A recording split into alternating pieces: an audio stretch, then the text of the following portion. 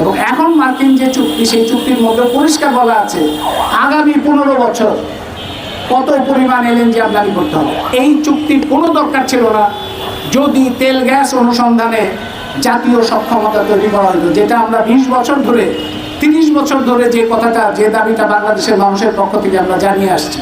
এই বিষয়গুলো এই বড় রাজনৈতিক দলগুলির আলোচনার মধ্যে কখনো থাকে না।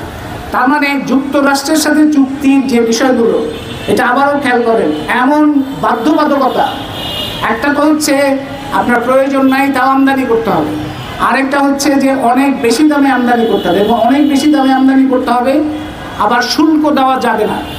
এদিকে বাংলাদেশের সরকার, বাংলাদেশের অর্থনীতিবিদরা, তারপর অর্থনৈতিক যারা নীতি নির্ধারণ করেন, তারা বলছেন যে ট্যাক্স জিডিপি রেশিও বাড়াইতে হবে। এটা কিন্তু আপনারা যারা এখানে উপস্থিত আছেন কিংবা শ্রমজীবী মানুষ যারা আছে, তারা অনেক সময় এটা খেয়াল করবে না। ট্যাক্স জিডিপি রেশিও বাড়ানো মানে হচ্ছে মানুষের উপর ট্যাক্স নতুন নতুন করে বসানো।